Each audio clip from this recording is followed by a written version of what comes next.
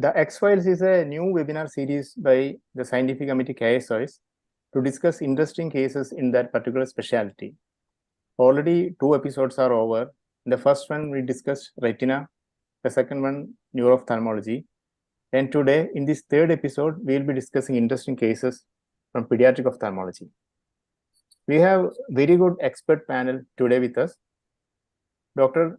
Soumya is a pediatric ophthalmologist from Shankara Eye Hospital, Bengaluru. A warm welcome, madam. We also have our own KSOS faculties today, Dr. Elizabeth Joseph and Dr. Meena CK from Little Flower Hospital, Angamali, my own teachers. Dr. Laila Mohan, senior pediatric ophthalmologist from Comtrust Eye Hospital, Calicut, and Dr. Neena, again, senior pediatric ophthalmologist from Giridhar Eye Hospital, Kochi. We have very interesting cases which will be presented by Dr. Soumya Nambiar, Dr. Remya Edasheri, Dr. Neenat, Dr. Sahana, and Dr. Rania. With this introduction, I hand over the program to Dr. Meena CK, who is the moderator of this program today. Over to you, Dr. Meena. Thank you, Baston. First of all, thank you, KSOS, and especially Dr. Baston for this opportunity. And we will be discussing the X-Files in pediatric ophthalmology, the difficult ones, and where we have queries and doubts regarding management and diagnosis. So we have all the stalwarts of pediatric ophthalmology here, Elizabeth Madam, Laila Madam, Neena, and we are so happy to have Dr. Soumya R from Shankara Eye Hospital, Bangalore. Thank you, Soumya, for joining us and accepting our invitation, and we'll hear from you your expert opinions. So without wasting much time, we'll go on to the cases, and we have 5 cases of pediatric ophthalmology, and some are not pediatric but involving extraocular muscles. So we'll be starting the cases. First presenter is Dr. Sahana. So there are 5 presenters, and Dr. Sahana is from Little Flower Hospital. She is a pediatric ophthalmology consultant from Little Flower Hospital, Angamali, and she will be speaking on a case of probable congenital sixth nerve palsy. Over to you, Sahana. Good evening, all. First of all, thank you for this opportunity.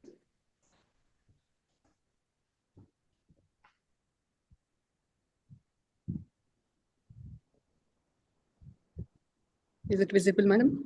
Yes, it is visible. Yes. So good evening. Good evening once again. So I'll be presenting a case of a 2-year-old female child who came with the presenting complaints of inward deviation of the left eye since birth and inability to move the left eye fully. Birth history: she was born as a full-term baby by normal vaginal delivery with an average birth weight, no history of birth trauma, no history of developmental delay, and she's been vaccinated as per age. Past medical history: there's no history of any significant medical illness or infection or head injury, no history of hearing difficulty, no history of prior treatment for strabismus. Family history: no family history of any squint or any other ocular diseases. On general examination, she's alert and active, moderately built and nourished. No other physical anomalies noted. Systemic examination was normal. On ocular examination, she was fixing following objects in all the direction, not resisting occlusion of either eyes. She had an abnormal head posture of left face turn. And on correcting the face turn, there was an esotropia of left eye of about 15 degrees. And there's no facial asymmetry noted. Alternate cover test revealed alternate esotropia with secondary deviation more than primary deviation. Binocular single vision and stereopsis couldn't be assessed in this patient. This is a picture showing abnormal head posture of left face turn, and on correcting the face turn, you can see a left eye esotropia around 15 degrees. Extraocular movement examination revealed a marked deficit of abduction in the left eye of about -4. There was no significant palpable fissure changes and no upshoot or downshoot, and globe retraction on attempted adduction of the left eye. Anterior segment examination of the right and the left eye were normal. On fundus examination, optic disc was normal in size and shape. There was no evidence of optic disc edema or pallor. Cycloplegic refraction did not reveal any significant refractive error. So to summarize, we have a patient of patient 2-year-old, a female patient who presented with the left eye deviation since birth. On examination, there was left face turn with the left eye esotropia with a marked abduction deficit of -4. And there was no associated palpable fissure changes, upshoot, downshoot, or any globe retraction. So we came to a clinical diagnosis of congenital sixth nerve palsy of the left eye, an important differential diagnosis being type 1 esotropic Duane retraction syndrome of the left eye. We've advised MRI brain in the orbit for the same, but due to financial issues, it's not done yet. So congenital sixth nerve palsy is quite a rare condition in children. Duane's retraction syndrome is more common cause of congenital abduction deficit in children. So a careful clinical evaluation is essential to differentiate between the two. Sometimes it could be difficult to differentiate between the ESO-DRS and congenital sixth nerve palsy, especially when there are no other diagnostic signs. Cases with clinically diagnosed sixth nerve palsy need to be investigated with neuroimaging to exclude any associated anomalies and to rule out any organic causes. And it's also possible to check for the anatomical variation of the nerve in MRI, and also we can look for the status of the lateral rectus muscle. A force reduction test is mandatory. So a few words regarding our plan of management in this case. So we are planning to go for a Botox, botulinum toxin injection to the ipsilateral medial rectus as an initial choice of treatment, since it's a moderate angle of strabismus. Several studies have shown that shown the effectiveness of Botox injection to the antagonist muscle. Although the pharmacological effect usually resolves by 3 months, improved ocular alignment and reduction in the magnitude of deviation may remain long-term, and this could be attributed to mechanical, proprioceptive, and binocular factors. And of course, the next step would be surgery, that is the ipsilateral medial rectus recession with modified Nishida's procedure. Thank you. I would like to request the panelists to go for the further discussion. Thank you, Sahana, for that crisp presentation.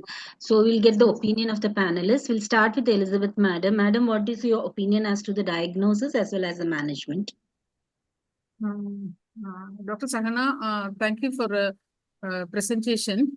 I would like to know whether the primary deviation and secondary deviation is different to account for that paralytic deviation. And then you didn't mention about the uniocular abduction, uniocular movement. I just guess that that also is completely absent. In that case, as you said, the differential diagnosis is between a sixth nerve palsy and a Duane's. But when I saw the pictures you showed shows there is a little bit of palpebral fissure change. I noticed those photographs, and according to me, I feel that there is a little bit of palpebral fissure changes. To confirm, did you actually measure the palpebral fissure heights in adduction abduction of both eyes? Did you measure how many millimeters is there? From the photograph, I feel that there is a small, at least a little bit of difference in the palpebral fissure height. In that case, the chance of a Duane's also as a first diagnosis is in my mind. That is one thing. And then depending for the management, since this is only a 2-year-old child, I will not go for vertical muscle transposition like Nishida's or anything right now. Right now, since the patient has got a good face turn, that shows that the patient has got binocular vision. So there is not much of urgency. The patient has a face turn that shows that there is a binocular vision. Anyway, you can do a little bit of patching of the right eye to prevent any amblyopia. We are not able to measure the visual acuity correctly. So there is no harm in giving a patch of the right eye at least 1 hour per day or something like that, so that we avoid development of an amblyopia. Your suggestion of a botulinum toxin, it can be done. So it's a minor procedure, less cost effective, and injection botulinum toxin in a lateral rectus palsy is usually given in the acute phase. Here, this is a chronic, 2 years. So I don't think the abduction will come. probably the medial rectus contracture will come down and patient may become orthotropic, but I don't think this abduction will recover. Because in either way, even if it is a Deven's retraction or even if it is a sixth nerve palsy, since it's of 2 years, sixth nerve palsy will not recover at this age, at this time. So that's what I feel. I feel botulinum toxin is a good option. We can give it. Our patching has to be given to prevent further medial rectus contracture and to prevent any amblyopia. Post-reduction mandatory. That's what I feel. Okay, thank you, madam. Dr. Soumya, what is your opinion as to the mainly on management? What will be your line of management? In terms of management, I would probably think it more in terms of it being a DRS rather than a congenital sixth nerve palsy. Looking at both the movement limitation and the angle, which is not correlating with the movement limitation or with the face turn. Considering that it's DRS, I would probably think in terms of two options. One, Botox to the medial rectus, because less than 2 years old child, when a Botox is given, it does help in reducing the fibrosis of the muscle, as it is known. Two, if the child does, if you can get a measurements accurately in the prism bar covertus, a bimedial recession with an asymmetrical MR recession would probably be my first choice in this patient, rather than a transposition procedure. With this much of limitation, can a prism bar covertus be helpful? It would be in a, it will not give us an accurate angle, but probably it will not give us an accurate angle, but it gives you a rough estimate of what we are looking at and is it correlating, because a -4 limitation with the 15 degree isotropia is quite a mismatch to go into diagnosis of congenital sixth nerve. Probably in old photographs looking at the child when it was 6 months or 1 year, was the child actually adopting the posture? If it was, then probably it goes in favor of a congenital sixth nerve than a DRS. Because DRS, the face posture or a face turn starts developing as and when the child grows more evidently compared to it being at birth. Unlike in a congenital sixth nerve, it is there from birth. It's there evident when the child starts like sitting or walking. Probably a family album topography also may be a clue. Apart from that, looking at up gaze and down gaze, like a left levo elevation and levo depression, even if there is a slight extra movement compared to levo version, the diagnosis again tilts towards DRS versus congenital sixth nerve. Okay, what about neuroimaging? That would help a lot, or the patient has not yet gone for the neuroimaging. So you feel that the other panelist, Nina? Yeah, I just thank you, guys, and everybody. So I just audio. Little more louder, Nina. It's a maximum now. Am I audible? Okay, you're audible, but the volume is little less. It's maximum on my computer. Okay, you can talk. We can. Yeah, so yeah, seeing old pictures is definitely helpful. And if you're going to do a Botox injection, an FPT will also be useful before doing the Botox. It will also tell us the tightness of the medial rectus. And I agree with Madam that I wouldn't do a vertical transposition for such a small child. Rather go for a medial rectus recession. And if the angles are very large, then a bimedial recession. I think you are I'm not audible.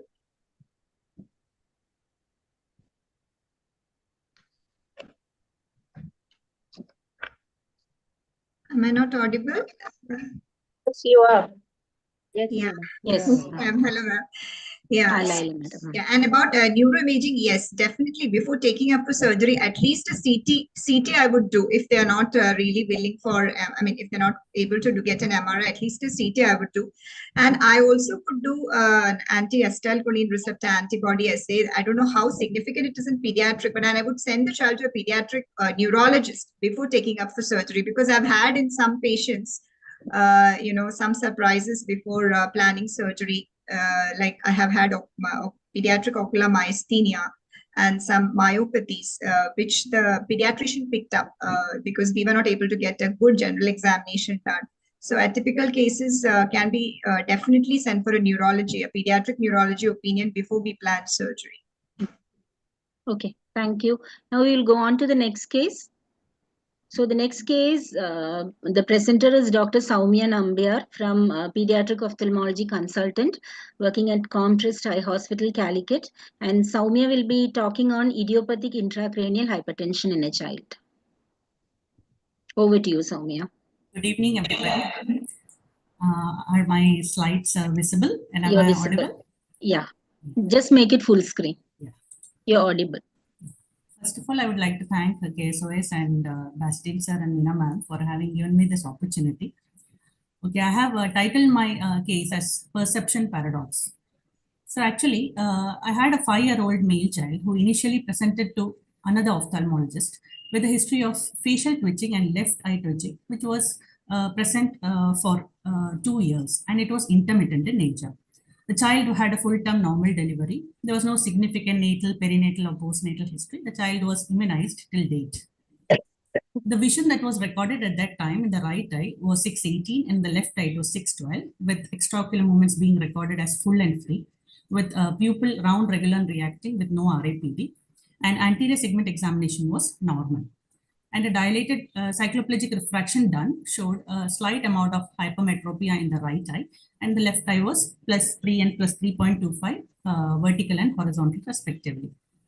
A fundus evaluation was done, and the doctor suspected a pseudodisc edema feature in the right eye. The left eye was normal, and hence the child was sent to the retina specialist for a opinion and to do a B scan to rule out any drusen. So retina opinion was taken, and a B scan was done. It was found to be within normal limits. Unfortunately, I don't have the picture, and there were no features of drusen at that time. A fundus autofluorescence was also done, and that also was normal. The next day, a pediatric ophthalmologist opinion was taken, and that is when I am seeing the child. So I repeated the history, and I did not obtain any videos to confirm any hemifacial spasm from the parents. And I again repeated the history, and the parents gave the history. The child had headache, but it was very intermittent and only sometimes. And vision was rechecked at that time. The vision was in the right eye, it was 612 parts. And for near, it was N8 at 33 centimeter with no pinhole improvement. In the left eye, it was 66 parts and N6. The child was orthotropic for distance and near. Color vision was within normal limits. I repeatedly looked for the pupil. There was no RAPD. It was round, regular, and reactive briskly. And fundus evaluation, this is what was seen. In the right eye, the disc margins were very much ill-defined, and there was a peripapillary halo circumferentially around the disc. The small vessels was not seen properly. The larger vessels were quite okay, like a Frisson grade 2 papilledema. The left eye was completely normal. The foveal reflex was normal. And there was absent spontaneous venous pulsation as well. And general physical examination of the child looked normal for that age. So the things that were running in my mind was whether this was a true disc edema or it was a pseudodisc edema unilaterally. But the child again was hypermetropic in the same eye. So an isohyperopia could be the cause of vision loss in that right eye. Left eye was completely normal. So my plan was to go ahead with an OCT disc RNFL, though it was a 5-year-old child. You don't have data for children, basically in OCT, but you can use that for follow-up. And MRI brain and orbit, plain and contrast with MRV was planned. So this was the OCT picture of the child. So the OCT RNFL showed in the right eye, there was thinning of the nasal RNFL. The left eye was completely normal. The GCC was completely normal, as you can see in the right as well as in the left eye. But when we did a line scan through the optic disc, we could see that there was hyperreflective lesions, mass around the peripapillary area. So I was thinking in terms of PHOMS, foams. But that was present in both eyes, right and left. Then MRI picture, after the MRI was done, it showed that there was bilateral, reporting came as bilateral papilledema with vertical tortuosity of the optic nerves, which were indicative of early papilledema in both eyes. And there was stenosis noted in the distal transverse sinus bilaterally, and this was consistent with intracranial hypertension. So I took a pediatric neuro opinion, but I spoke to the pediatric neurologist, but they were not willing to do an LP for the child as the child was completely asymptomatic. So then with discussion, we started a trial of Diamox for the child, and it was given for 3 weeks. And after 3 weeks, when the child came, the vision in the right eye improved by 1 line. And I did a repeat OCT to get the follow-up. So this was the repeat OCT picture. And you can see that the RNFL thinning had reduced completely in the right eye. And if you can see, again, I had repeated the line scan through the optic disc, and this is the comparison between the right and the left. So if you can see that the amount of edema has reduced actually in both the eyes, the right and the left, though it is a slight amount after 3 weeks. So I lost the child again for follow-up, and then the child comes after 2 months, but they had stopped Diamox 1 month back. So the questions again was that this child literally had no symptoms, no neurological issues at all, except for that heavy facial spasm-like picture. There was an isohyperopia, so amblyopia was definitely running in my mind. Fields could not be done because it was a 5-year-old child. OCT definitely showed an improvement with Diamox. Now, could it be an idiopathic intracranial hypertension? But there was just a unilateral disc edema, but MRI definitely showed a bilateral papilledema. Now, how to convince the parents for an LP? Without an LP and opening pressure, you cannot diagnose the case of an IAH. But somehow we could tell the parents to get an LP done, and we got an LP done with under sedation with Dexmed and the lateral decupitatus position. And the CSF opening pressure turned out to be 32 centimeters of water, which was quite high for the child, with the others being other proteins and sugars being normal. So therefore, pediatric IAH is a little bit different from that of adult IAH. It's not the correct picture like how we have in an adult IAH. And there are a lot of criteria that have been put forward for adult IAH, like modified Andes criteria and Friedman revised diagnostic criteria. But my take-home message will be you have to be a little bit cautious when you're dealing with a pediatric IAH. You have to have a high index of suspicion. You may not have an obesity that what we see in an adult. You may not have a papilledema which may be associated. They may be asymptomatic. It is difficult to elicit symptoms in these children. Therefore, for children, I think you need a revised diagnostic criteria when compared to that of the adults. Thank you.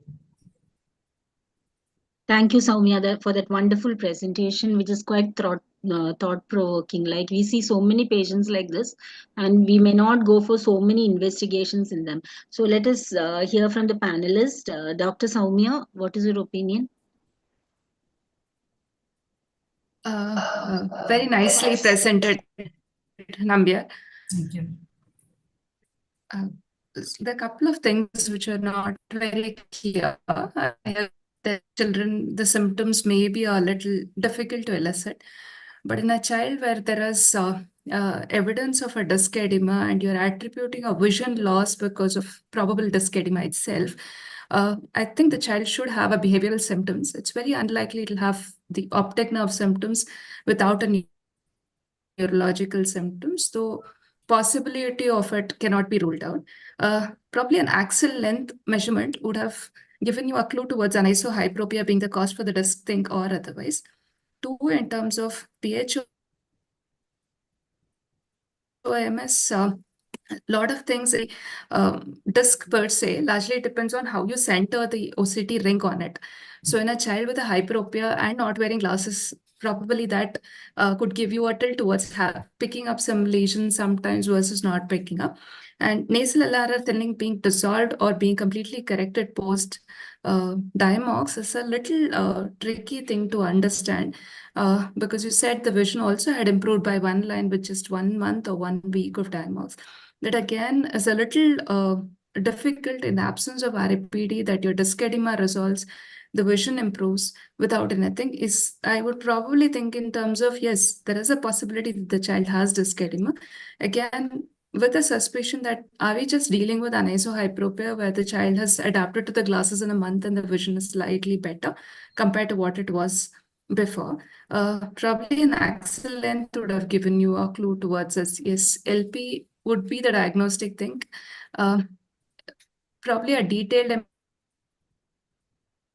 for telltale evidences of IAH may not be in terms of very clear evidences, but looking at the other MRI features, maybe giving you a little clue is what I would think of. Yeah.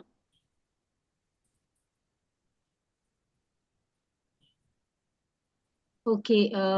Regarding the vision in pediatric, how was the vision? What chart was used, Soumya? The picture chart is what we use here. Because it Oral is so chart, yeah. variable in children. Yeah. Because sometimes we get vision 6/6 with Cardiff, and we see that the child is not even fixing with that eye. So vision in the pre-literate age is really difficult to assess. Yeah. I have a doubt. I have a question, query to Soumya. So, did you give the glasses and put the child on patching meanwhile while you were waiting LP? Not yet. I have not started It's actually. Yeah. So the vision spontaneously, but anyways, you could have given the glasses. There was significant anisohypermetropia, right? There was, yeah. There But was. this was what was running in my mind. And basically, I went through the literature to see how much of forms is associated with IAH and whether you can have an unilateral edema. So the literature does say that without papillary edema also you can have an IAH. You can have forms associated with IAH. And basically, even in forms like in this picture, what we saw that RNFL thinning, what I thought was that the mark that was seen on the OCT, that marking could be because of the relative thinning that was seen because of the disc edema. So that is why probably in that OCT RNFL, it was showing a little bit thinning. And when I repeated it, it was not there because that relative RNFL thinning was lost the next time. That is what I corroborated the thing. Yeah. So first of all, you cannot really corroborate because if you had a have the guidelines for OCT in but in a person in a case to case you may say that there is some improvement. I agree with you. What you said is that pediatric IIH is not very typical like adult IIH. You may not have headaches and obesity and all associated, but is it audible? Soumya, you were saying something. Did I interrupt you? No, you are audible. No, Nina. continue. You should discuss the case also. Yeah, pediatric IH is not exactly like the adult IH. I do agree because we've had patients who came with fulminant IH in the end stage and then diagnosed as IH. So in this case, what I would really think is I would send the patient for a pediatric neurology opinion. Did the child have any recent history of fever, any subtle infections which could have led to meningitis or anything which could have led to a raised ICT and secondary IH? Any causes of secondary IH? Was the patient on any supplements, vitamin A medications? All those things, can also be asked. Did you ask? I asked everything because I took the repeat history again and again, especially with the medications and this thing to rule out the secondary pseudotumor cerebri conditions. But none of them was positive. And another thing that I went through the literature, I found that hemifacial spasm is also associated with IH. So that is very rare entity, but it is found to be associated. Okay. So I do agree with Soumya that when you presented first, it just looked to me like hypermetropia, and I saw hypermetropia presenting and which improved with glasses and patching. But if you are doubtful, lumbar puncture is the diagnosis of choice, and you have to, is the modality of diagnosis, and you have to convince the patients. And as for the imaging, I don't blindly believe all imaging because many radiologists will just take in the information that you give and give you back an answer. But what you're looking for. So if you're an ophthalmologist, most of them would try to, put an inclusive diagnosis. So you have to have a good rapport with the radiologist, discuss with the radiologist, was there really transverse sinus stenosis in this patient? And so just one single sign, a meta-analysis showed that just one single sign doesn't corroborate to the diagnosis of IH. But if you have more than two signs or two signs, then there is a higher chance of patient having IH. And that study was done in adults. So anyways, in this case, it's the lumbar puncture, definitely the opening pressure was 32, it is high. And then you have to definitely, put the child on edema lowering measures. I'd like to know how this child, followed up lately, because in that case, because without much symptoms, the child has presented, and whether improving very well with Diamox alone or not, or does it require any other further intervention? All these are, worth following up. It's quite scary because you see so many children with twitching and all these anisometropia. So I don't know whether we miss so many things. Okay. Anything more? Dr. Hi, Soumya, can you tell me what is the prognosis of this case? What is the chance that this child again will go into IIH? The possibility of recurrent IIH is high. I think we have to monitor the patient very closely. And that's what OCT, I think that's the only way out, at least at this age. Maybe at an adult age, I have to do a field for the child once the child cooperates by 7 or so. No, probably you could get a Lee-Vans and get a visual field somewhere. That is still possible. You get a very vague idea as to what the visual fields are. And then again, OCT is not showing any edema in the rest of the areas. For you to say nasal thinning, it should show out of range in the rest of the areas, which is not seen in the OCT. It's falling within the range. That is something which is tilting towards, not towards an pediatric IH. You would see a frank edema, considering that if you're attributing that class 2 of hyperopia, the disc edema, then the edema must be much, much more than what we are just seeing.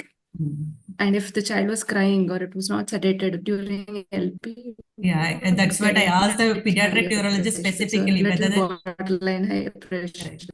The pediatric neuro-ophthalmologist here, Nina, Soumya, and all. What is your experience like in such patients? True. Like when you get a patient with IAH, you must be following up them, no? So you'll be knowing, like, what is the long-term results or recurrence rate, etc.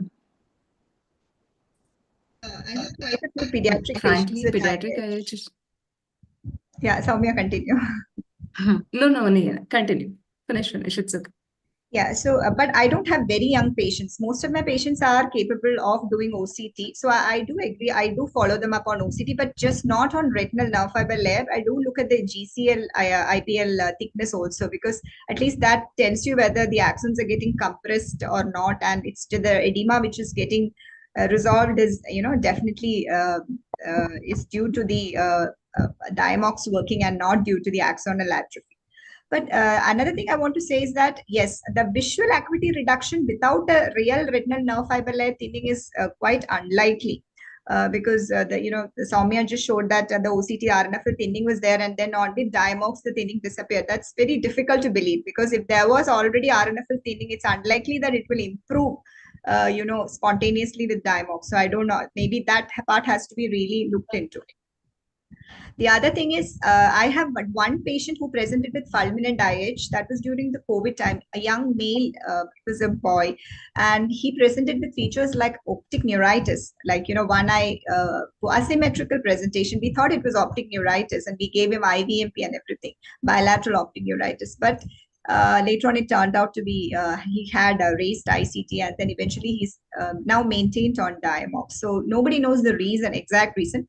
There are the atypical patients are like this, but there are typical patients, young girls, pubertal age group with obesity, and lots of them in the COVID era who are all much better now with diamox, and we've been able to wean them off with good weight control and diet restrictions after 2 years or so of diamox. Atypical patients, I've just had 1 or 2, but they were really scary, and nobody knows, including the pediatric neurologist, knows what was the exact reason. Probably they think he must have sustained some brain infection, which led to the raised ICT, and subsequently he developed IIH. But because he's already gone into optic atrophy, they are maintaining him on diamox till his ICT really comes down. You have something to add, Soumya? We'll go on to the next case then. So the next presenter is Dr. Remya Adacheri. She is a pediatric ophthalmology consultant at Paediatric. It's just that pediatric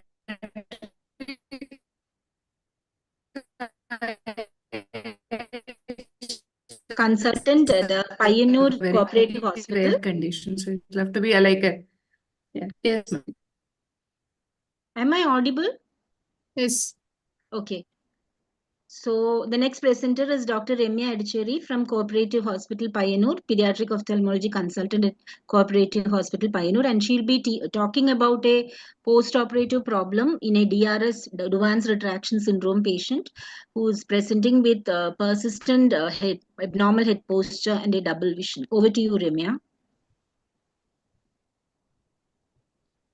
Are my slides visible, ma'am? Yes. Okay, I'm audible, no? Yes, you are audible. Okay. At the outset, I would like to thank KSOS, Bastian sir, Meena ma'am for this opportunity. Let me present a case of it's not moving. Not moving? No. If you exit from the full screen, will it be okay? Just try. I'll just see one. I'm not able to exit also. Okay. Okay. It's okay. Yeah. Okay. So it's a 29-year-old male. He is a teacher. He presented to me with a deviation of the face to the left side since birth. It was almost constant and more for distance. He also complained of double vision on looking to his left side.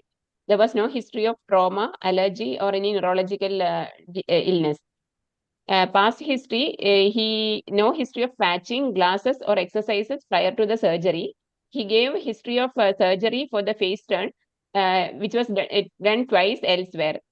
First one was one was in April 2018 for left eye medial rectus recession 5 millimeter for 20 prism base out, and the second one was in October 2018. This was right eye medial rectus recession 5 millimeter with a left eye partial vertical rectus transposition with a Foster augmentation.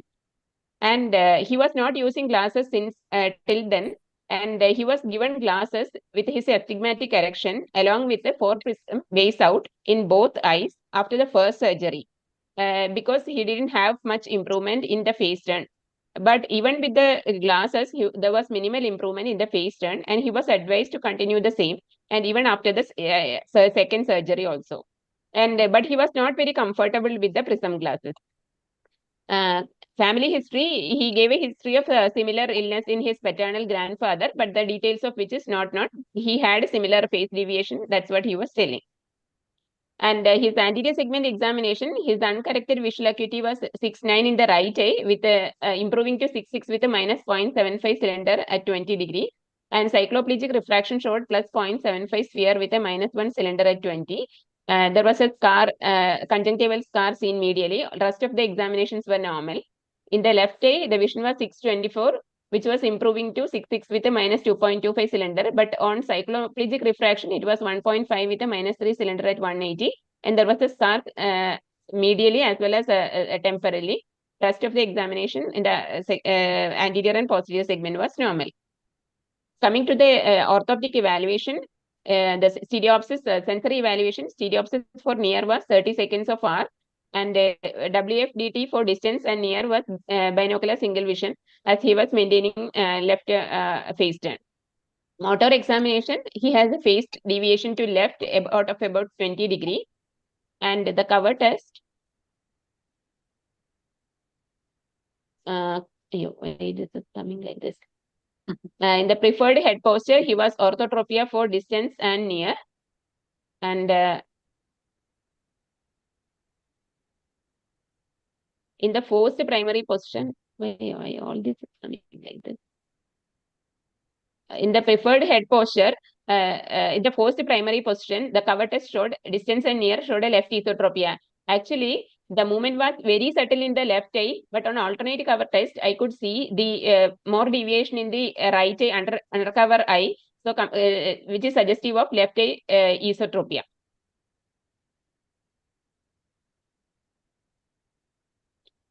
Coming to the motor evaluation,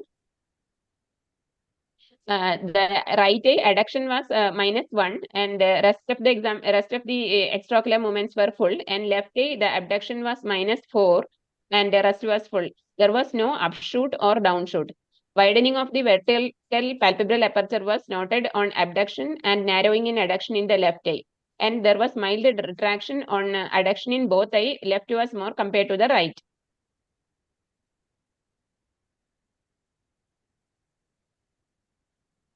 Sorry, something happened there, so it's not coming properly. Okay. Extraocular movements, you can see the right eye has a mild adduction deficit about -1, but the left eye adduction was almost full. So the measurements, the PBCT for distance was about 16 to 18 PD base out with prism in front of the left eye, and 25 prism in front with a prism in front of the right eye. That means the secondary deviation was more compared to the primary deviation. And palpebral aperture 10 millimeter in the right eye and 9 millimeter in left eye on left gaze, and 9 millimeter in right eye and 11 millimeter in left eye on left gaze. There was mild retraction on both, adduction in both sides, though the left eye was more compared to the right eye. So this is a case. So diagnosis type 1 isotropic Duane's retraction syndrome, status post squint correction with a persistent face turn, and bilateral simple myopic astigmatism. So my questions to the panel is, why the face turn deviation, face deviation persisted after the first surgery? Because normally we do only about a 3 to 5 millimeter recession in case of Duane's retraction syndrome. But even with that, the boy had a persistent deviation. And after the second surgery also, the face turn didn't improve. And what is next? Whether to explore the left MR and re-recess, I don't know. And if there is an accommodative component in this case, that we need to see. And because I have now the patient is not on prism glasses, he is not comfortable. He wanted to remove the prism glasses, so he came to me for that. And for his next what to do. And any prisms, I don't know, because he is not at all comfortable with the 4 prism base out only. But now whether I can give this much, I don't know. Then last one is any role for Botox in this case. So please. Okay. Thank you, Remya, for that interesting presentation. So now we'll discuss the case. Laila, madam, what is your opinion? What do you think about it and how to go about it? Yeah, very interesting case with actually needle rectus resection has been done in both eyes, isn't it? And there is an adduction deficit in the good eye, right eye. Is that Yes, ma'am. I understand, right? Yes, Yes. yes, yes. Yes. Yeah, probably before he came to you, he had 2 surgeries. Do you think he had diplopia before that, or it was mainly? Yeah. No. He had diplopia mainly only looking to the left side. So he was not means only when the face is turned, he is okay. But when the face is getting corrected, he has diplopia. Otherwise, he doesn't have. So his main problem is his face deviation, not diplopia. Okay. His deviation is for correcting the diplopia, isn't it? So I think the adduction deficit in the right eye, maybe I am not 100% sure, but maybe a factor which he feels comfortable to keep his head face turned to the left side. Is very small. I don't know. Sometimes even in when you get a large exotropia with the upshoot and downshoot, when you do a Y splitting, often I've seen that there is a medial rectus restriction as medial rectus restriction in adduction and abduction. So a small element of, we don't know, but this probably adduction deficit may be due to the recession. Most probably due to the recession of the medial rectus, but it was very minimal, isn't it? 4 millimeter or 5 millimeter? 5 millimeter. Not a very large one. Usually when in the good eye, when 4 or 5 millimeters done, it doesn't produce so much of adduction deficit also.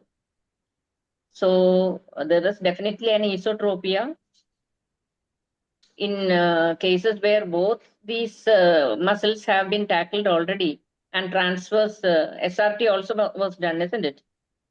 Yes. Yeah, T was done. Any further intervention, I don't know whether it will go for an exo, because SRT itself with the bilateral medial rectus recession, I have seen sometimes they go for exotropia. So any further intervention with the transposition may not be effective. So I don't think Botox has much of a rule. I don't know, because Botox in the medial rectus When I did recession has been done. FDT, madam, FDT, I felt the left medial rectus was slightly positive for FDT, MR. That is abduction was positive or abduction? You mean? Yeah. or MR, abduction? MR tightness. MR tightness, even then, even after recession. After recession. Yeah, I felt. Yeah, often we see during So this- medial rectus recession some tight bands or some tight, very small fibers are also there, which produce some amount of restriction. But after doing a recession, I don't know why FDT should be positive. Soumya. Yeah, if I can add, the first question of yours was why the face turn persisted. The face turn has persisted because of that's the binocular field for the patient, and that is what is his preferred position. The binocular field is not centered yet, though we have done MR recession in bilaterally and partial VRT. So the partial VRT has actually not worked. That is why the patient still has -4 abduction as what you showed, except in down gaze. The abduction seems to be a little better compared to in the straight gaze and up gaze in your 9 gaze photographs, if you actually carefully look at it. I think there are two options. One, yes, as what Madam was telling, adduction limitation in the left eye can be one of, or in the right eye can be one of the factors. Now, essentially, it is like the patient's left gaze is completely gone. Left eye is not abducting, right eye is not adducting. And so that there is only one hemifield which is left, that is the right gaze. So his face turn is actually worsened because of it. Now, what you essentially have to improve was the left gaze. So anything which can improve the left gaze is what is going to help the patient. What I consider is probably they have not done exactly 5 millimeter, or it has advanced a little following the surgery. So, reopening in terms of surgery, what you could do is probably look at two things. One, open up the left eye, see where the MR is. Probably resuscitate to 5.5, nothing more than that. Because if it's a DRS, if you push it even to 6, it can go into XO, as what Laila Madam was telling. It will definitely go into XO. And then explore one of the muscle. You don't have to explore both. One, because inferiorly it is showing more movement. Probably go back and look at the partial VRT, which is done for the superior rectus muscle. And you can probably think of reinforcing that. If you can explore that muscle, put the half tendon, resection of the half tendon muscle, apart from the Foster stitch, which is done, and augment that and see if that can improve the abduction. That is because it's already half tendon has been disinserted. You cannot think of any other option. If that gives you any benefit out of it, Botox again is going to be no use. So re-exploring left eye is definitely an option. The patient is really willing and okay with right eye, you can explore, but do an ASOCT probably to look at where the MR is. ASOCT for the MRI session in both the eyes will give you an idea where the MR is actually inserted. MRI may not give you a clue. ASOCT will be a better thing. Again, difficult to localize MR in the left eye, considering it has already been recessed. The patient is having a face turn, eye is in ET. You will not be able to trace the left eye MR. It's going to be very hard. Right eye, yes, definitely you can get where the MR is. So that is what I can think of. You can, if you still want to correct the posture, that is the only thing. Exploration definitely is worth doing, because quite often we can revise on that. Probably it may not be very predictable. You have to tell the patient beforehand. We have to see whether anything can be done further on the same muscle, and then further the abduction, improve abduction. You have no clue of the previous pre-operative deviation. You have any clue, like how much of deviation? Pre-operative, as he was telling, it is the same deviation as there. It is written 20 PD in the first report. So it is like no change after surgery. That's it. Yeah, almost no change after surgery. So what will we do with, again, tackling, what will the MR, what will we do with the MR again? No, we don't know. The Maybe that it is Maybe kind of the surgery didn't work for a DRS. So again, exploring for the MR and what to do with the MR, already 5 mm recessed. We don't feel know. that it has slipped Probably over. it has kind of creeped forward, is what I presume it to be. So otherwise, for it to creep forward. When I keep about his 18 prism in front of his left eye, his face turn improved, his diplopia is getting relieved. So 18 prisms. Almost 16 to 18 prism. But Ramya, can I ask you something? His good eye is the right eye, right? Yes. Yeah, Right. so the phase turn will be decided in this case, okay, because he has an abduction limitation. So when you keep in front of the left eye, his phase turn is improving by 20%. Yes. And how Yes, much is ma'am. the secondary deviation? 25. Not a great disparity, right? Only 20, 20. No. But that means when I cover the right eye, I can't see, means the movement is very less in the left eye because his abduction is almost -4. But when I measure, it is about 25 in the right eye. What I Probably would you do would is not I be would looking explore at. both the medial rectus. I would explore and I would try to recess the left medial rectus a little more. And if the right is really doing, right medial rectus recession hasn't done anything good for him, I think. It has made his face turn worse, I feel, because Already there is an adduction deficit in the right eye. I guess if you can improve something on that, his adduction in the right eye, and then on the second stage, go back and look at the VRT, whether you can do anything. Everything together, I don't know. First, I would look at the medial rectus and try to improve his adduction in the right eye and recess the left eye medial rectus. This is my thought process. But at the same time, if you can look at the VRT, as Soumya said, look if it's been done properly and within. Yeah, I think the vertical muscles can be revised again, and if necessary, an inferior rectus also can be transposed if you want. I think both Partial, vertical rectus. both have been done, no? Partial VRT, no? Not just SRT, right? That I'm not sure, ma'am. It's written partial VRT only, so I don't know whether it is by both the superior rectus and inferior rectus or only SRT. I'm not sure of that.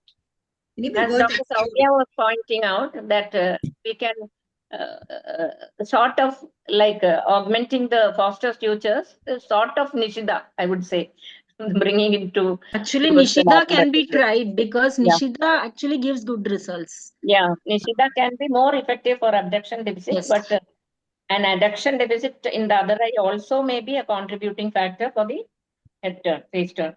Completely correcting it may not be possible in such a Not be DRS. possible. So you have to counsel the patient properly. One Whatever question, you do, you still get all these limitations and all in DRS.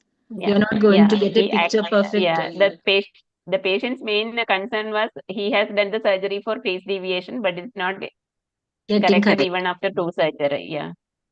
So before DRS, the take-home message is counsel well that you may not get corrected always because it happens.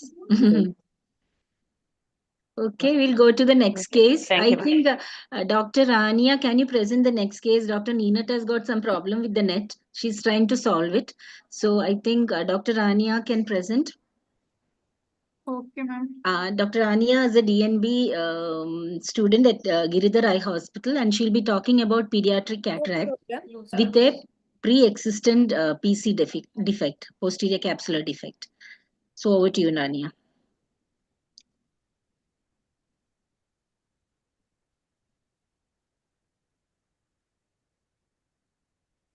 Good evening, all. My slides are visible, right? Yes. You can make it full screen. Okay. So first of all, thank you, KSOS, for giving me this opportunity.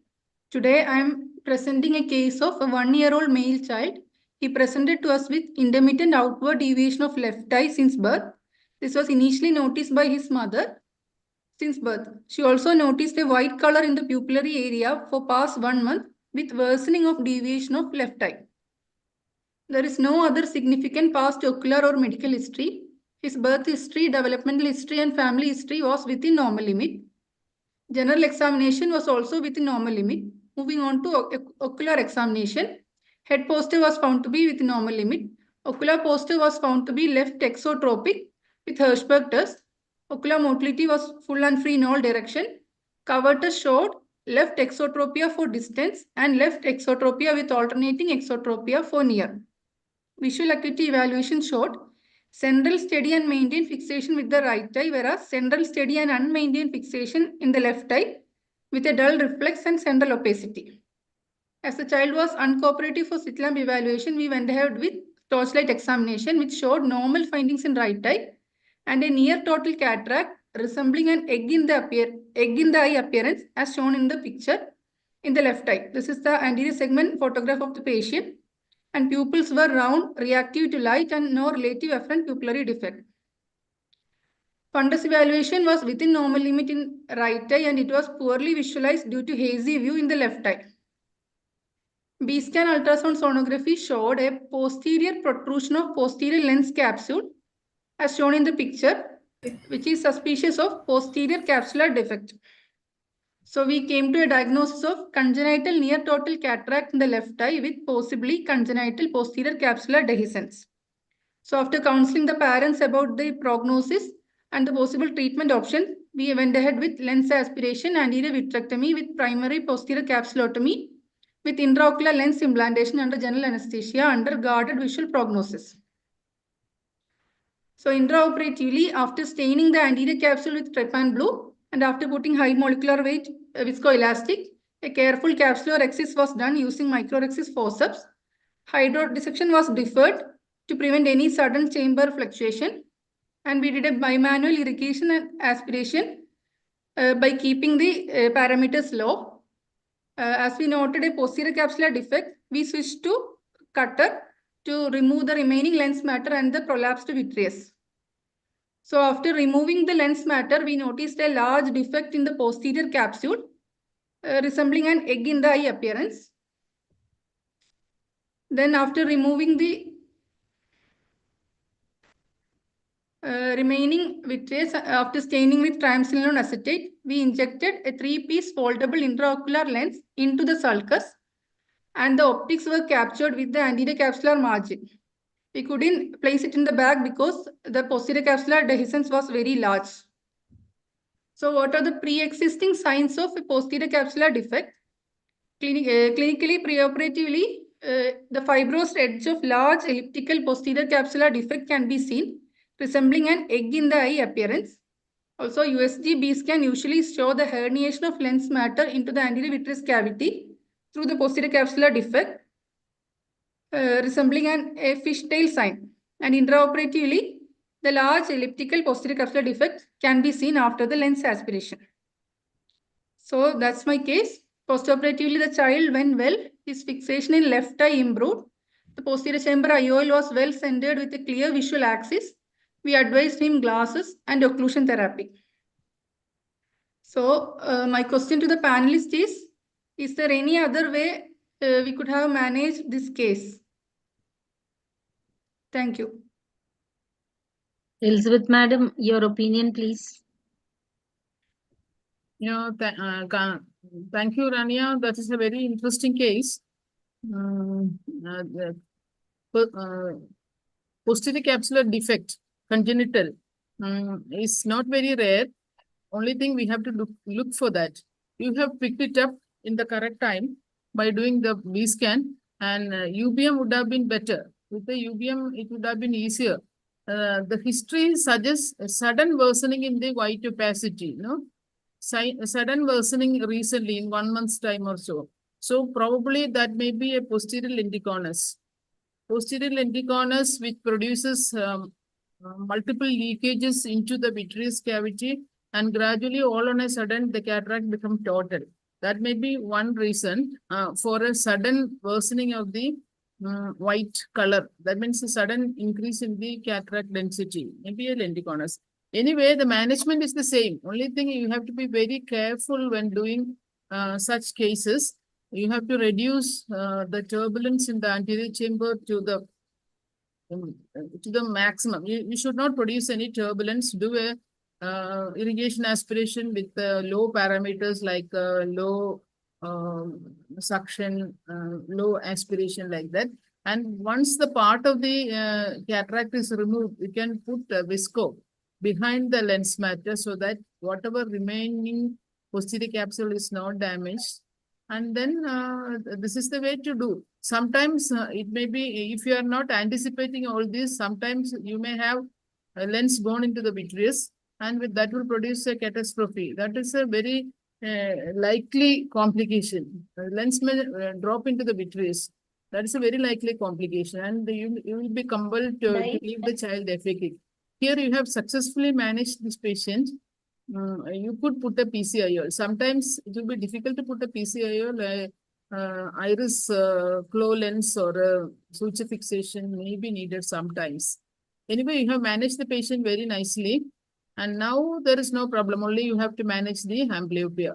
You have to do the occlusion and you manage the amblyopia. That's it. I feel it could be a lenticonus. Okay. Laila madam, your Yeah. opinion, please. Yeah, beautifully managed, as you have already pointed out, Dr. Ania, that the fibrous edges of the dehiscence, usually the term fibrous itself means there is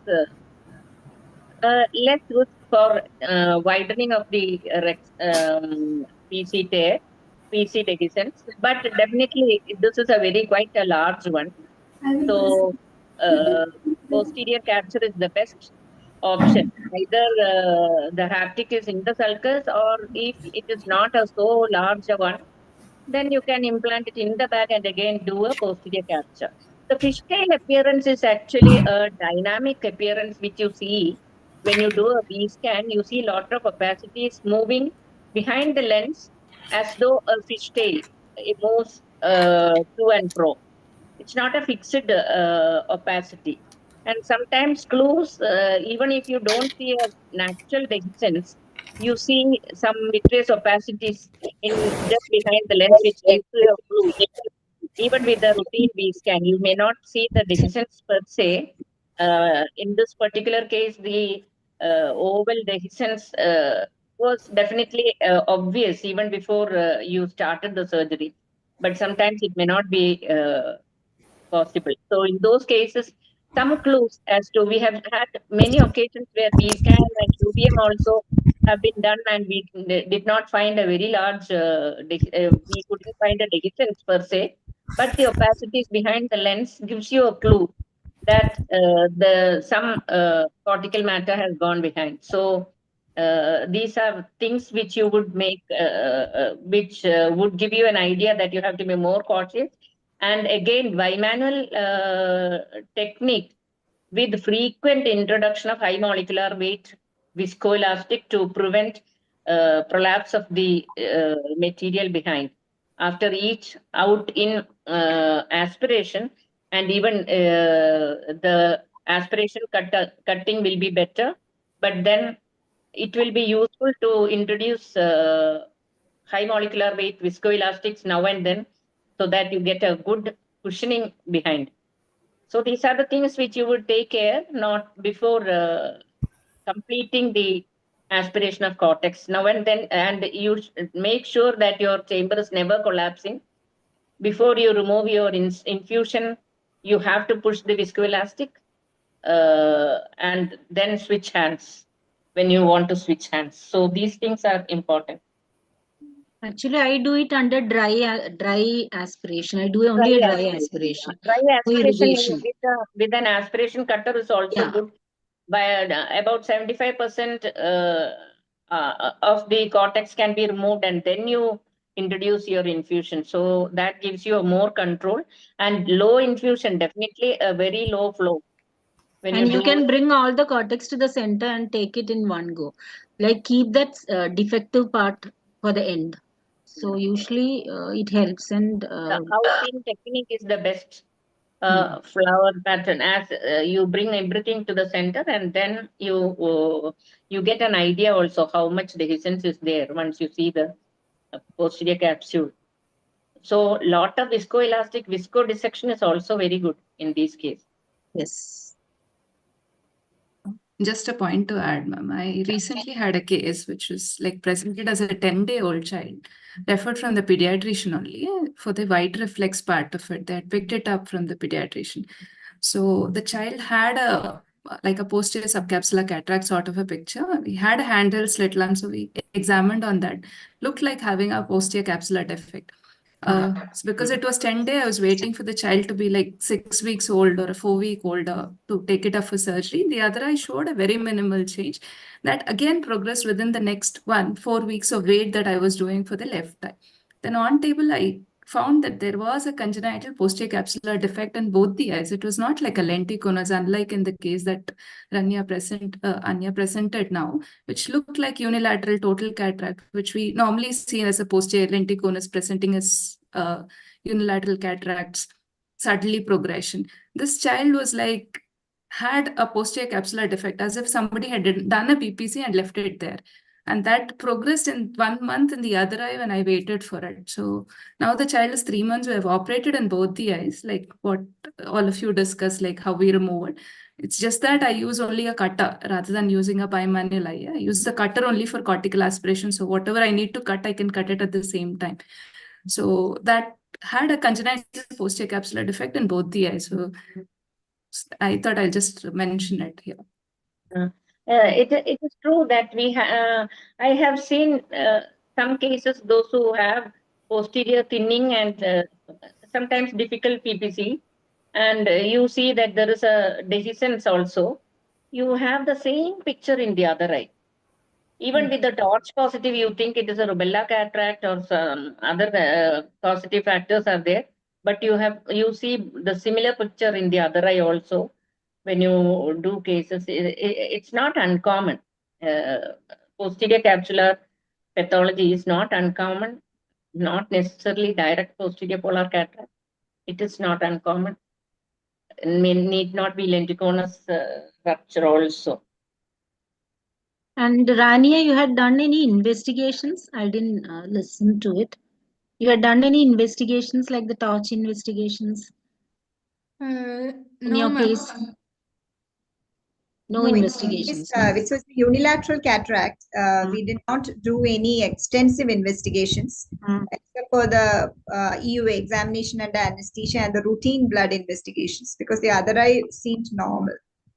Because we used to get so many cases like this, and it's like many cases we used to get CMV positive and all. I don't know if it's significant, but definitely we used to get. Exactly, ma'am. My case also had a CMV positive. Yeah, it's very common to get CMV positive. We used to think that it be due to CMV. It was just an association or that we found it. We really don't know. Even unilateral also. Yeah, you can get unilateral also. Okay. So we'll go to the last case. So that will be presented by Dr. Ninette, who is a fellow pediatric ophthalmology at our institute, Little Flower Hospital. And she'll be talking about, it's not a pediatric patient, but it's about an extraocular muscle. And she'll be speaking about superior oblique myokymia. Over to you, Ninette. Hope your issue is solved, Ninette.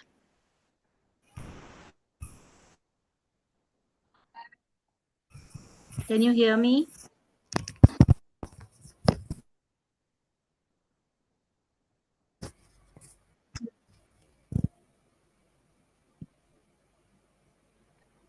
Ninette, can you hear? Yes, ma'am. I'm trying to share it. Share. How is it coming? Not coming. Able to share the screen. Just a minute, ma'am.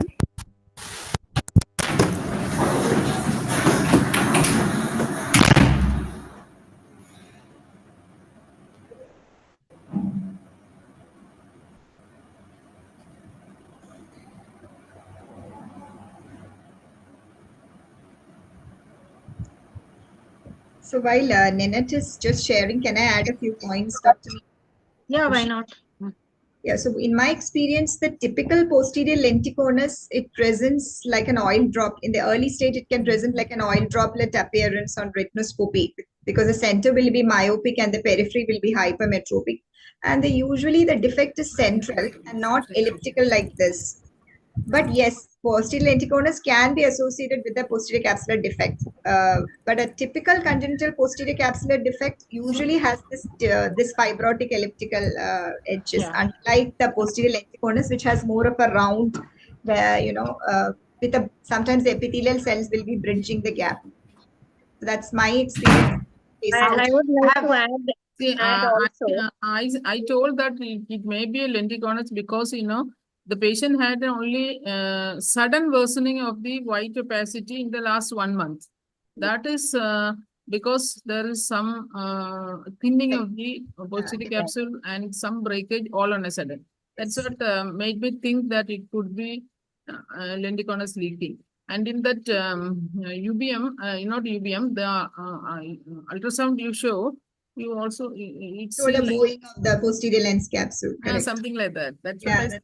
So whatever the management is the same, and these pediatric cataracts are quite tricky also, because we had a patient who had we saw that patient last year with a head posture, significant head posture. We had seen everything, fundus, everything, and nothing was there. And we called the patient. That was 3-month-old child.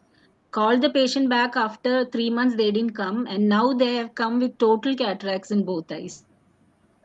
Actually, the posterior polar cataract or posterior unilateral posterior polar cataract presents variedly because of the thinning of the posterior capsule. It can present with a large opening, small opening. Sometimes it may go for juvenile age group and even adulthood. Unilateral cataract in an adult with a young adult with a total cataract, especially rapidly progressing, you have to keep in mind this also, that it might have been congenital. As Dr. Neena pointed out, it might have been a small oil droplet to start with. It may not have progressed later, much later, depending upon the thickness of the posterior capsule and the vacuolations on the posterior capsular cortical matter near the posterior capsule. It can progress at any time when there is a some stimulus. I don't know what exactly, but we have seen sudden It goes on thinning, and at one point it breaks. That's it. I think the zonular zonules exert some traction, and I think they get hydrated eventually. That affects the lens matter gets hydrated. Okay, we'll go on to the next case. Dr. Ninat, you are ready? Yes, ma'am, I'm ready. Okay, okay, present. A 34-year-old lady presented to our OPD with complaints of recent onset visual discomfort, for which she was evaluated at multiple centers with no improvement in symptoms. She describes it as occasional double vision and a trembling or jumping of image as if the objects appear to dance up and down. The symptoms appear several times a day, and each time it lasts for a few seconds to a few hours. In 2008, she gives a history of a demyelinating disease, which when she was 18 years old, which presented with weakness of right arm, which was treated with systemic steroid. Further details about this illness was not available. No other significant medical or surgical history. She's not on any regular medication. General examination and systemic examination were within normal limits. In ocular examination, there was no abnormal head posture. Ocular movements were full and free in all directions of gaze. Uncorrected visual acuity was 6.6 in both eyes. Coloration was normal. IOP was 16 millimeters of mercury in both eyes. Orthoptic evaluation revealed orthotropia. DSP was present for both distance and near. Stereopsis was normal. Anterior segment, rest anterior segment, and fundus evaluation were unremarkable. So this is the video showing the ocular movements.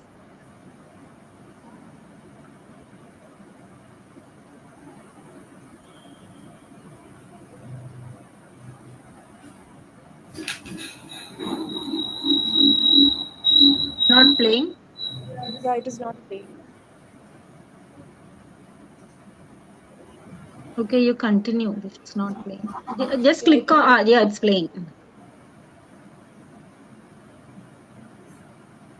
So we can see that the ocular movements are full in all directions of gaze.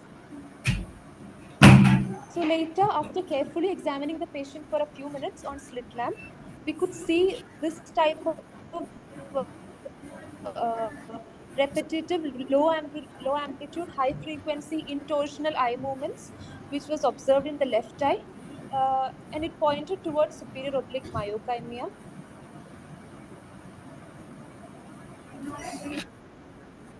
MRI brain was taken, which showed lesions in the left frontoparietal lobe, which was suggestive of inactive demyelinating disease. Then she was referred to a neurologist for thorough neurological examination. They managed her with systemic steroid as an empirical therapy. From our side, we gave her topical timolol eye drops twice daily for a month.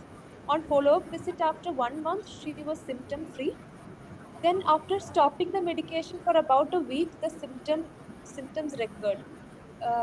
Then the topical timolol was restarted and the symptoms again subsided. A few words about superior oblique myokymia. It is a clinical entity characterized by uniocular paroxysms of small amplitude, high frequency rotatory nystagmus, which was first described by Duane in 1906. The etiopathogenesis of superior oblique myokymia is You're not mostly audible. idiopathic. The earlier suggested theory was that it is a response to structural compromise of the trochlear nerve by compression of or apoptic transmission, and in some cases disuse atrophy of the muscle. Recently, it has also been reported that neurovascular compression of the trochlear nerve by an adjacent artery has been reported to cause recurrent attacks of superior oblique myokymia. It is also reported in patients with intracranial tumors compressing the midbrain. But in these patients, there will be other neurological symptoms in addition to superior oblique myokymia. It is mostly idiopathic in otherwise normal patients, and it is mostly unilateral. It is a chronic relapsing disorder characterized by periods of exacerbation and remission lasting for many years. So it is thought to be a benign but permanent disease. Coming to the management, if the symptoms are not problematic if it is mild and not bothersome for the patient, it can be left untreated. If it is bothersome, it can be treated by medical or surgical methods. Systemic medications like carbamazepine, baclofen, benzodiazepines, and beta blockers are proven to will give only dissatisfactory reported to give only dissatisfactory results. Topical beta blockers like timolol, betaxolol, or levobutanol are shown to be effective in the treatment of superior oblique myokymia. Surgical treatment include weakening of the superior oblique by tenotomy, tenectomy, or inserting a spacer graft along the tendon, along with inferior oblique weakening procedures. A modification of Harada-Ito procedure in which anterior half of the superior oblique tendon is transposed nasally to effectively weaken the torsional action has also been reported to be effective. Neurosurgical decompression of the trochlear nerve, where a Gore-Tex or Teflon graft is inserted between the offending artery and the trochlear nerve, has also been proven to be effective, and it is reserved for patients with intractable disease with MRI evidence showing compression. Thank you. Okay, thank you, Ninette, for the presentation. Like it is a condition where only a proper examination will reveal it. And Dr. Nina, your opinion, please. Yeah, that was very nicely. The video was very well, demonstrative of the superior oblique myoclonus. It's quite a rare disease. I have only seen one case so far. I don't know whether it's because I haven't seen much, but yeah. So I think from what I understand is sometimes these patients may have a head posture when they get the attack. Did this patient have a head posture when she got these bouts of oscillopsia? She didn't have any head posture, ma'am. Okay, so you picked it up because from the typical description of her oscillopsia, she was complaining of oscillopsia and this eye movement, and it was monocular, right? Only in one eye, the left eye. The left eye. The left eye. Yeah, so in this case, the diagnosis is obviously due to her demyelinating disease. So I think she needs a great, a good neurological workup to find out what type of demyelinating disease, if it's multiple sclerosis or, anything like that. She needs to be on long-term treatment for it. The systemic steroid is only useful in the acute phase. And she needs to be on some immunomodulatory treatment if it's MS, and if it's something else, then some long-term treatment is definitely required, because otherwise she's going to come back with the disease. Then, as for the symptoms, I have limited experience with superior oblique myokymia. We have tried topical timolol as the first line in that patient. But from the literature review, what I've understood is I think the topical beta blockers have a membrane stabilizing effect, and so they tend to work well for most patients. Oral medications, carbamazepine, baclofen are all, given for this as a second line, and most patients don't tolerate it because they have a lot of side effects. So then the most important thing before doing anything else is to do an MRI first to find out the etiological cause, and if also to look specifically for there is any microvascular compression, because theoretically the trochlear nerve can also be involved in a neurovascular compression by the superior cerebral artery, just like the third nerve. So if there is a compression, then I think a neurosurgical or a microvascular decompression may work well for these patients. So I think we have to send them to a good neurologist and take their opinion also about what is the cause of this condition. But sometimes I've seen that it can also happen after trauma, post-traumatic superior oblique palsies also. So in those cases, I think, definitely superior oblique palsy is worse than, oblique myokainia. So when you do the surgery and when you're weakening the superior oblique, I think you have to do some inferior oblique weakening procedure also along with that, so that the patient does not have incapacitating diplopia in down case. So it's a very challenging condition. I have not really managed any patient surgically. So these are the options that we can. So opinion from others, Elizabeth Madam, Laila Madam. Yeah, I would say something. I think there is a saying that what the mind knows, Yeah, the eye sees, like that. If only you are aware of this problem, you will see. Because in this patient, on examination, we couldn't pick up the myokymia, only under slit lamp. We could see the movement. And actually, I have seen this patient. That video was not good enough, I would say. Really, when you saw the patient, we could see the intorsion movements very nicely. That we couldn't capture that in the video. And then the patient had that dancing of objects in front of her eyes during this time, and she was very she was very tired and stressed the previous day, so she was attributing it to the tiredness. Anyway, if you want to do an MRI, you have to specifically ask for very small cuts and look for the absence of CSFs and CSF between the vascular loop and the trochlear nerve. Then only you will understand whether there is a blood vessel pressing on the trochlear nerve. If you find such a thing, then it's a neurosurgical treatment is good. About superior oblique surgeries like tenotomy, tenectomy, it's not very effective, because even if you do a tenotomy, the superior oblique will go and attach somewhere on the sclera, and this spacer will never work. And as Dr. Nina said, superior oblique palsy is worse than a myokymia. And one advice you have to give to all these patients is that while driving, when you are driving a vehicle, if this comes, there is a chance of some accidents happening. So you should warn these patients. If you are driving and you get such a problem, you always have to park the car and wait for some time. So that advice you have to give to all the patients who has got this myokymia. It is a chronic problem, but benign. It does not produce much problems, but it is a lifelong issue. I have seen 3-4 patients in my career. Most of them respond to this topical bitoxidol. I don't know whether it is actually effective or just something like a placebo. Anyway, you can give that drops. Systemic medications are no good because the side effects are worse than the problem. And so I think that is an eye-opener presentation. Very good case actually, but I would like to know why you thought about Harada-Ito procedure, because it's a strengthening procedure. For No, Harada-Ito. Not to the lateral, it is to the medial. You bring the fibers to the nasal side, so it's a weakening. Modified Harada-Ito. You bring the anterior fibers to the nasal side, not to the temporal side, as in the correct. Of late, I saw some Botox injection also working for it is sometimes, I think, I have seen only one case, distressful when it's they very attack distressful, them. Yeah. Correct. So a Botox injection to superior oblique muscle is also advisable, because it's a temporary procedure. And then you would know what. Difficult to give Botox to superior oblique muscle, no, ma'am. You can give, no? You go to other ways. And then again, a superior oblique palsy is worse than this. It is just like surgery. Actually, superior oblique Botox injection will not be as simple as just giving an injection to medial rectus, of course.